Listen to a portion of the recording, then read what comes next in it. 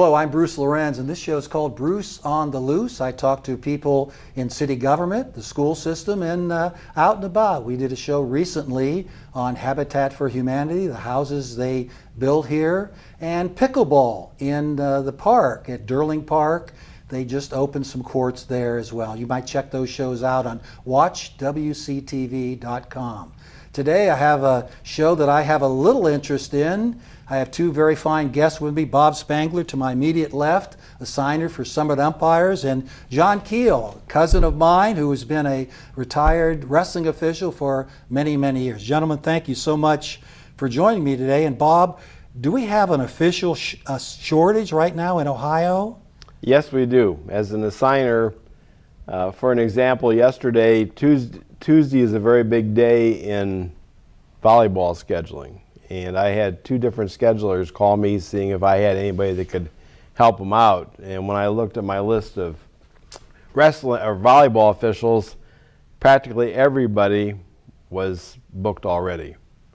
So we maybe get the initial assignments done, but when it comes to somebody getting off or having a problem, it's difficult finding quality replacements. And people do have emergencies, something with a house or an infant gets sick or something, and those things do come up, and it's really, you just really don't have much leeway for those situations. Right, and I mean, a fellow may have to work overtime or a lady, and it's, what am I going to do, tell them to quit their job? They have to do their job. This is a vocation, not an avocation rather than a vocation. So, and part of it is the school's fault too, because so often we get ingrained in patterns of scheduling where it seems like in volleyball everybody has to play on Tuesdays and Thursdays.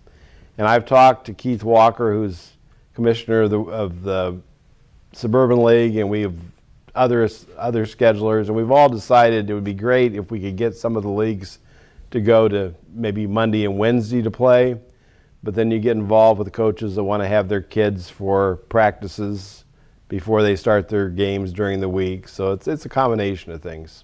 When did this trend for lack of officials, do you think, begin? I think it happened probably about 10 years ago.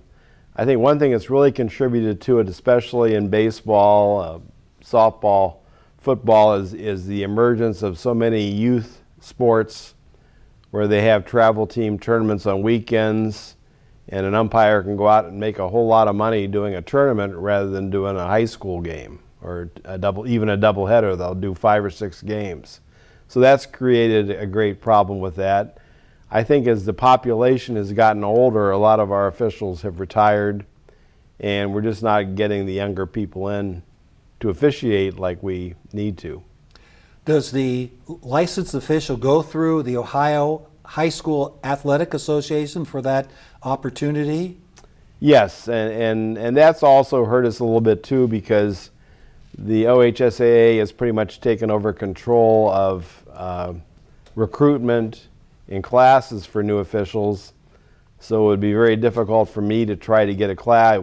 I used to run classes all the time, but it's hard now, almost impossible for us locally to set up a class and get it started because there is that control factor. But they're also having some success getting some new people in. So, John, why did you first decide to become a wrestling official? Well, when I quit coaching, I still wanted to be close to the sport, and I thought that would be the easiest way to go. A lot of people encouraged me, some other officials that used to give me a hard time when I coached. But is that helpful to have mentors, someone that might give you Absolutely. tips a little bit along the way? And I try to do that a little bit in softball and before that baseball to help them with something that might help them in a situation. Yeah, regardless of the sport, I think that's very, very important. And I know I'm biased because I was in wrestling, but it seems that in wrestling, the officials, because there's only 3 people out there, 2 wrestlers and the official, that they can be prone to take a lot more heat. And a lot of younger officials aren't really built or educated to do that right off the bat. So I think it's really good to have an older mentor prepare them for that so that they can, know how to react. Does a referee get better the more they're at it? Like, let's say the first couple years, it seems like it's almost like an apprenticeship. You're just kind of learning the ropes and just finding out, the do's and don'ts in officiating. Do you get better? Yeah, I believe so. I would hope so. And one thing that once we've been in officiating for a while, we used to tell the younger ones that if you can do junior high and JV, you can do anything. And they go, well, how's that?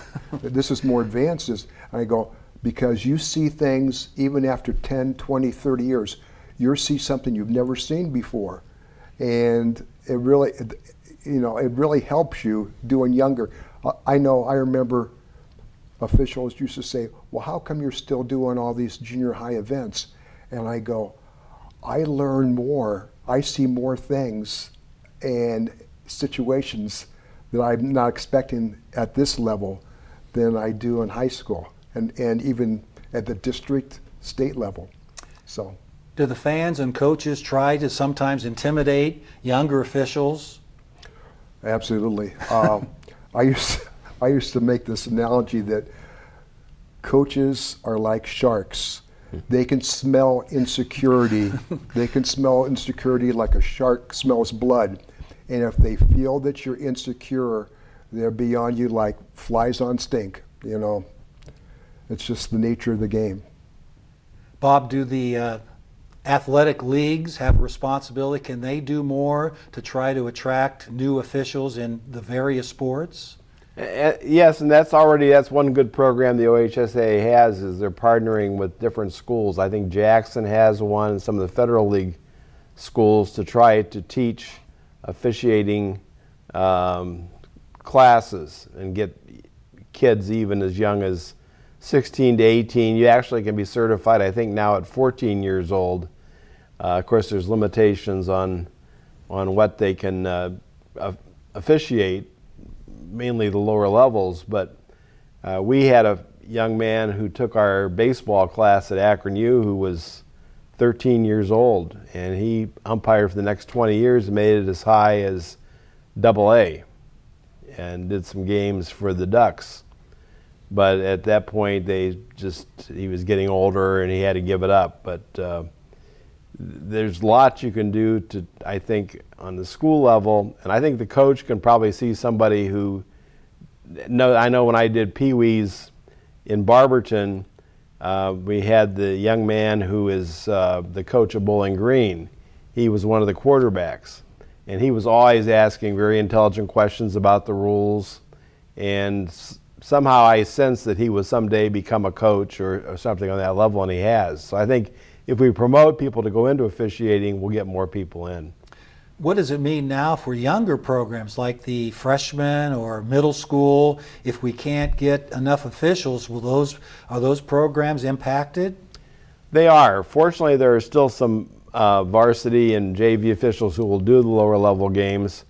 I know when I was an active official, we did a lot of games. Ski Lawler and I did a lot of games in the Suburban League, and we really enjoyed doing those 4 o'clock games, and then we go on and do our varsity games in the evening. It was like a nice warm-up for us. And going back to what John said, you're going to see everything that can happen in a middle school game. And Don Martin, who was a great football official, used to say the under games, freshman, JV, those are preparation for the varsity game on Friday night, because you run into situations. And when I was a football crew chief, we would always go over, well, what happened in your middle school games this week that was unusual? And that often helped us to deal with the situation that came up in a varsity game. Do some referees do multiple seasons, like maybe fall, winter, and spring?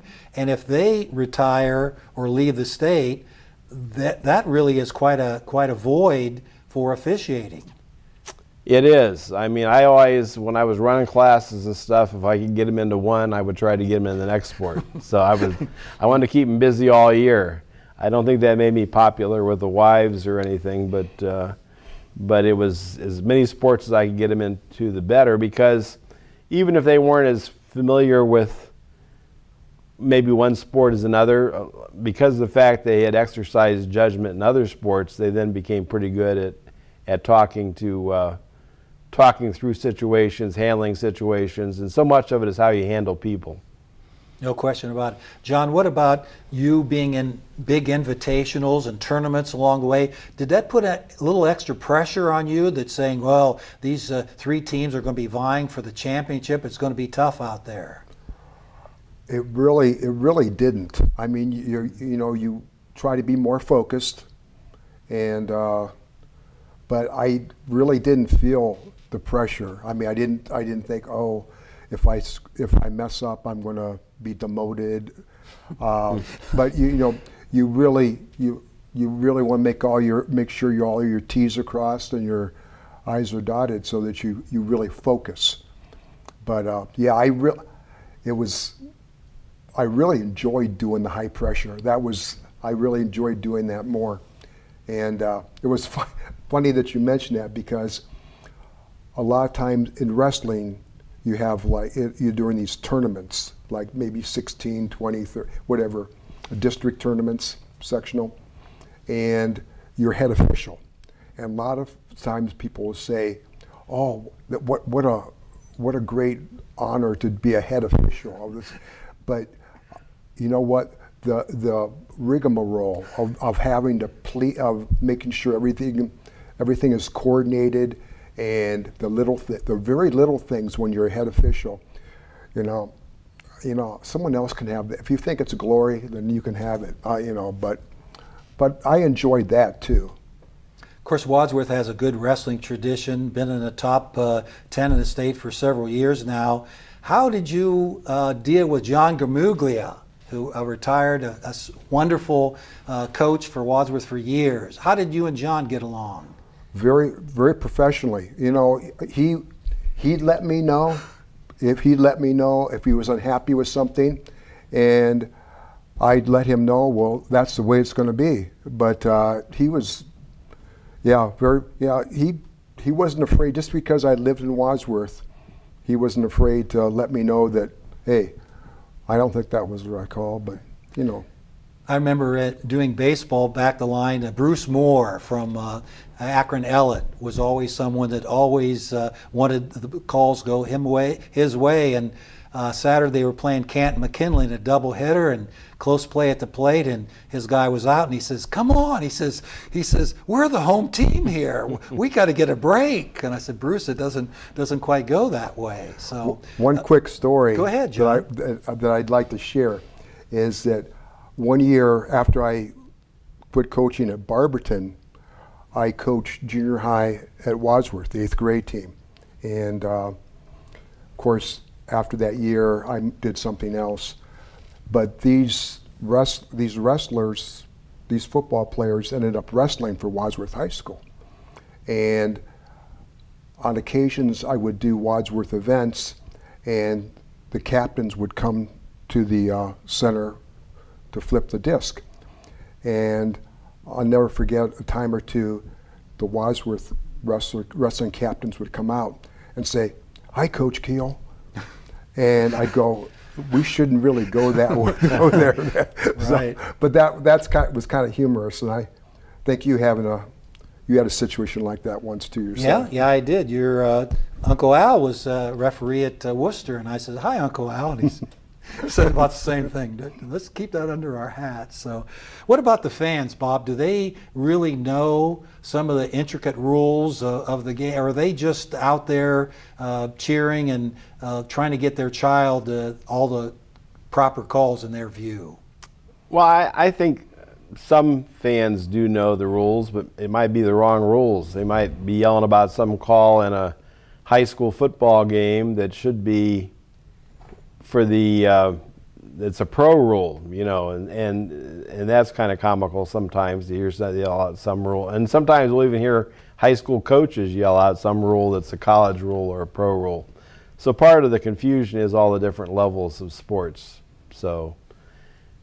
No question about it. What about the equipment? And I think Aiden has some pictures of some of my equipment in baseball and softball. Is that sometimes an impediment for young people getting into the sport, do you think? Well, I think some sports require a lot more equipment than others. When you get into baseball or softball or football, those are probably the most costly in terms of having to get gear to protect yourself behind the plate. Or in football, you have to have a short sleeve shirt, a long sleeve shirt, all the penalty flags and all that sort of thing. But once you make that initial payment for that, and if you keep your stuff in good shape, you can use them for 3 or 4 years and add to them as you go. And you'll probably make as much money if you're working every day in 1 week to pay for what your equipment costs. That's the nice thing about officiating. You can have a light schedule, maybe say, well, I want to do two days a week, or I want to do 4, or I want to do every game and tournaments. I mean, that's the nice part of it, isn't it? Yeah, it's very much a freelance opportunity where you can pick your own dates and what levels you want to do. Some guys would prefer to do a JV basketball game because basically they can get there a half hour before the game, go out, do their game, go home. Whereas the varsity investment's a little more. We kind of expect the varsity officials to get there at the start of the JV game and to view the JV people and help them out and then stay for their game. So it's really up to the individual. John, in officiating for so many years, and I think you had 30 years plus. Wow, that's tremendous. You really get a camaraderie with some of those people you work with in tournaments and invitationals. Talk a little bit about that and how they can also help recruit and get more youth into wrestling officiating. Well, I had a good comradeship with coaches and the other officials. I go to a lot of events still, and it's always good to see people and reminisce. And I see former wrestlers that are either helping out or going to events, and I try to encourage them. I said, you know what? Officiating is so unique because you can make your own hours. You can make your own schedule. And, really try to get involved in this. I think you'd really be good. And you try to encourage them. You're pretty knowledgeable or whatever. I try to encourage a lot of people because I know the numbers are really, I'm not, I don't know the other sports very well, but I know wrestling is tough. They've had to even cancel junior high events. And so I really try to promote it. What about the last year, in their wisdom, the Ohio High School added girls wrestling to all the various sports? Does that also cause a problem with and I would imagine because it just started, there are not many lady officials. Well, no, but that does make the numbers thinner for trying to get officials. I came in at the very beginning. I didn't do any all-female teams. I retired in 2020, and they was just starting that year. And we would have a lot of females participate on boys' teams, and we even had at Doylestown, Chippewa, they had a female head coach. And I think a couple other schools, I can't remember, but they were excellent. And I think that girls wrestling is a good idea. I'm glad that they have their own sport. It just gives them another outlet, something else to do. And again, as you say, coaches can be advocates for them, filling out a recommendation for college. they can say, well, I was a lady wrestler at Chippewa, and the interviewer would say, wow, that's pretty interesting. That's putting yourself out there where you're in the infancy stage. I think it was really a great decision. What do you think, Bob, schools can do to, probably the athletic director knows the 2 or 3 fans that really go off the deep end and berate officials all the time. What can they do to stem that a little bit? Well, what I found in most cases, the ADs want you to deal with those parents because they're the same parents that are giving the ADs a rough time. So I can't tell you how many times I've had an official tell me that he maybe put somebody out of the gym because of their behavior, and the AD came up and said, oh, I think that's really good that you did that. I've been waiting for somebody to do that all year. So, and often the other parents will say the same thing. We had a situation Sunday night where we ended up having to cancel out a pee-wee football game because of the behavior of the adults who were there, and parents coming out on the field, and the referees felt they were in a very volatile situation, so they just canceled the game out. It was lopsided anyway. They canceled the game out. So I think that they can do a lot, maybe to do some preemptive talking to the parents who are given a problem. Say, hey, look, we're having trouble getting officials. Maybe you need to tone it down a little bit. I think the state has meetings for parents before the season begins. I would imagine, and I think in the past that sports officiating and the relationship between the fans and the officials should be mentioned. I agree 100%. That's very important. And most ADs have always been behind the officials. I remember going and refereeing a few games where maybe the athletic director was the worst fan there, but that's usually they had a kid on the team. That was few and far between. In most cases, they're very, very supportive of the officials. John, as a former athletic director, I really appreciated referees coming on time and talking together before, and I would really try to accommodate them and have towels and soap for them after the contest. Is that really appreciated by the officials, that the administration treats officials with dignity and respect? Well, there are little nuances that when you go to a site that you want to make sure that you understand protocol for that school. So it's nice to have an administrator there, whether it's the athletic director or assistant principal or whatever, so you can go make sure that where to dress. A lot of times, if some schools, not very often, but you go there and they go, well, just go here, go there. So yeah, and when they're more professional, just blend, everything becomes more professional. So I do appreciate that, yeah. Bob, we talked a lot about softball, baseball, and wrestling. What about like volleyball? What about soccer? Are there more officials than we have to cover everything in those sports? No, fortunately, I don't assign soccer officials, but I have some good friends who are soccer officials, and one of my schools contacted me Monday and wanted to know if I had any soccer connections, because they only had one referee set up for their high school game that night. And I said, everybody I know that's doing soccer is working. They're working every night, usually wishing that they could stop working so much.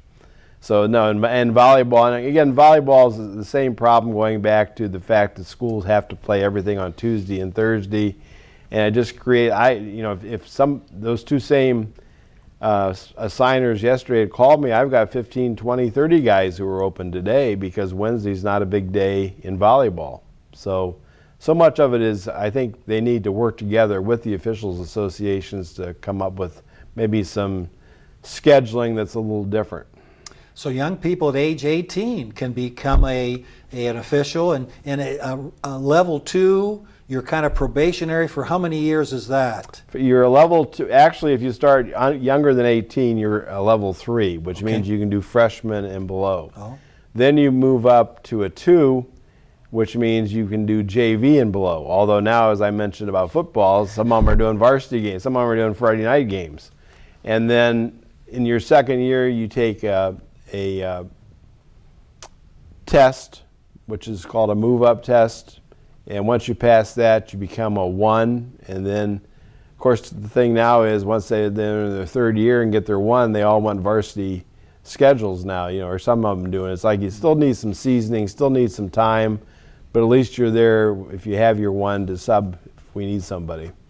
I remember in the early 1970s, I volunteered for some hot stove games, and then I got a huge raise to $5.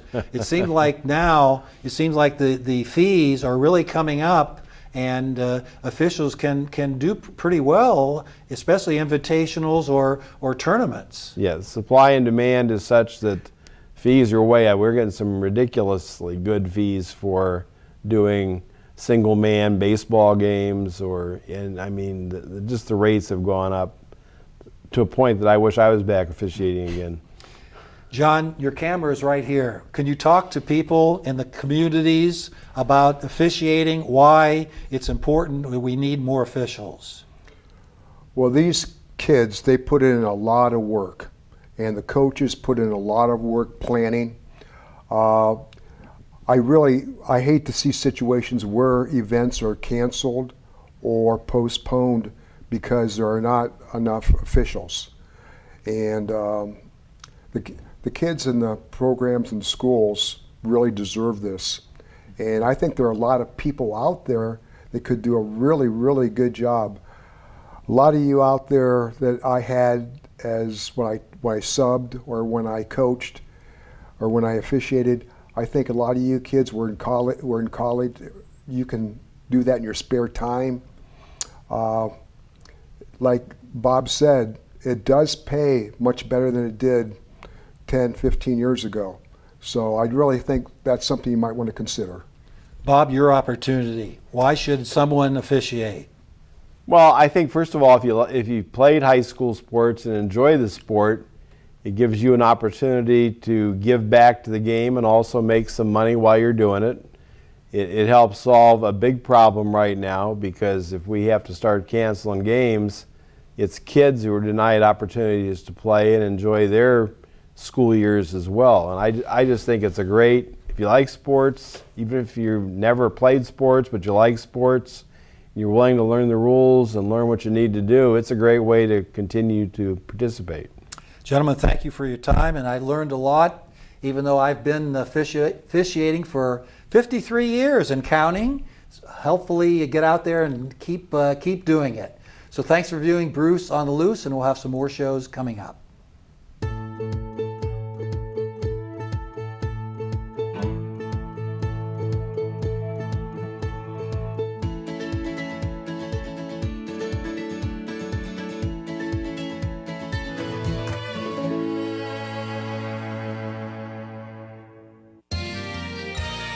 You are watching WCTV, Wadsworth Community Television.